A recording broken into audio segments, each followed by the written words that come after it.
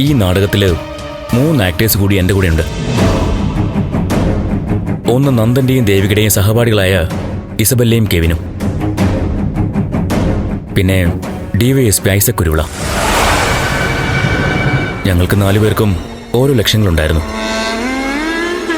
ഇസബെല്ലയ്ക്ക് പണം, കെവിൻ അവന്റെ കമ്പനി വിപുലീകരിക്കൽ, ഐസക് കുരുവിളയ്ക്ക് അയാളുടെ കൂട്ടുകാരുടെ ചില കമ്പനി ആവശ്യങ്ങൾ, എനിക്കെന്റെ പ്രതികാരവും.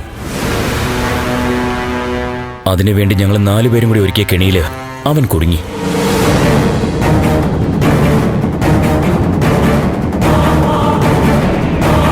കെവിൻ വളരെ കാലത്തിന് ശേഷം നന്ദന്റെയും ദേവികയുടെയും ഫ്രണ്ട് ആവുന്നതോടെയാ ഞങ്ങൾ ഒരുക്കിയ നാടകം തുടങ്ങുന്നത്.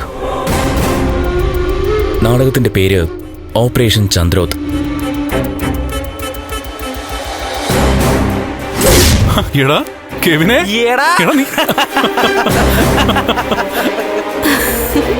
നന്ദ, നമുക്ക് ഒരുമിച്ചൊരു ബിസിനസ് മുന്നോട്ട് കൊണ്ടുപോയാലോ? കൃത്യമായൊരു വ്യവസ്ഥ ഉണ്ടാക്കാം. തുല്യ ഷെയർ. നീ ഒന്നും ഇൻവെസ്റ്റ് ചെയ്യണ്ട. നാട്ടിലെ 3 ബിസിനസ് സ്ഥാപനങ്ങൾക്ക് നമ്മൾ പാർട്ട്നേഴ്സ്. എന്തു പറയുന്നു? പിന്നെ 2ാം ഘട്ടം, എന്നെ കൊല ചെയ്തതായിട്ട് ഡ്രാമ ക്രിയേറ്റ് ചെയ്യൽ.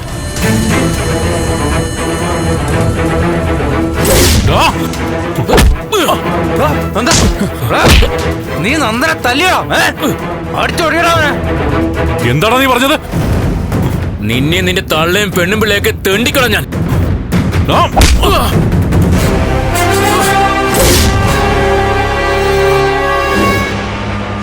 ഈ രംഗങ്ങളെല്ലാം കൃത്യമായി കെവിന്റെ ആൾക്കാർ വീഡിയോ ആക്കുന്നുണ്ടായിരുന്നു.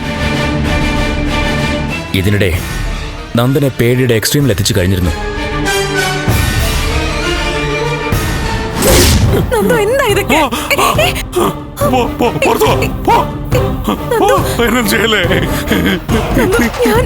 നീ എന്നെ കൊല്ലാൻ വന്നതാ.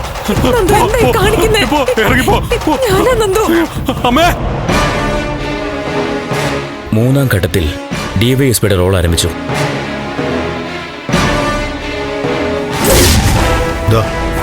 കണ്ടു നോക്ക്, നല്ല ഫിലിമാണ്.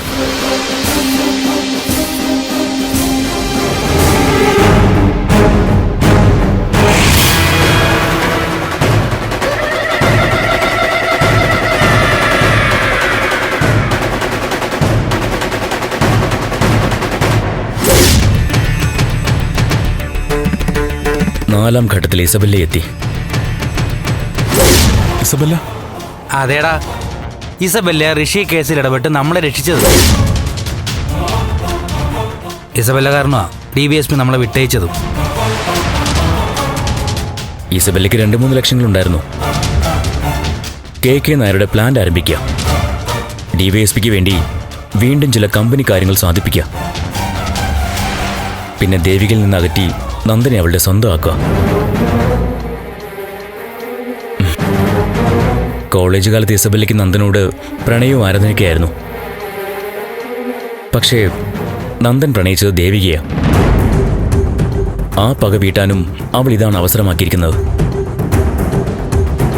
അമ്മേ, ലോകത്താരും ചിന്തിക്കാത്ത തരത്തിലുള്ള പ്രതികാരമാണ് ഞാനിപ്പോൾ നടത്തിക്കൊണ്ടിരിക്കുന്നത്. ചന്ദ്രോത്തുകാർ ഇഞ്ചിഞ്ചായി കൊല്ലുക. ആ വീട്ടിലെ ബന്ധങ്ങൾ ആകെ ഉലഞ്ഞു കഴിഞ്ഞു.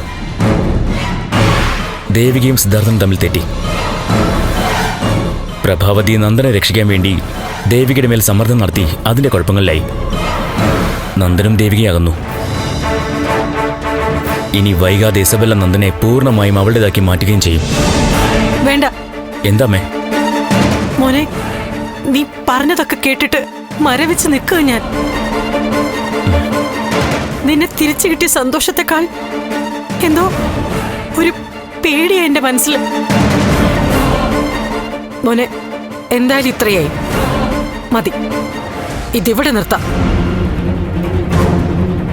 നമ്മളോട് കാണിച്ചതിന് ഈ രീതിയിൽ അവരനുഭവിച്ചു കഴിഞ്ഞല്ലോ. ഇനി വിട്ടേക്കാം. നിർത്താടാ ഇതൊക്കെ. നിർത്താനോ? അമ്മേ, കളികൾ തുടങ്ങിയിട്ടേ ഉള്ളൂ. ഋഷി ആത്മാവായിട്ട് അവതരിച്ചിരിക്കുമല്ലേ.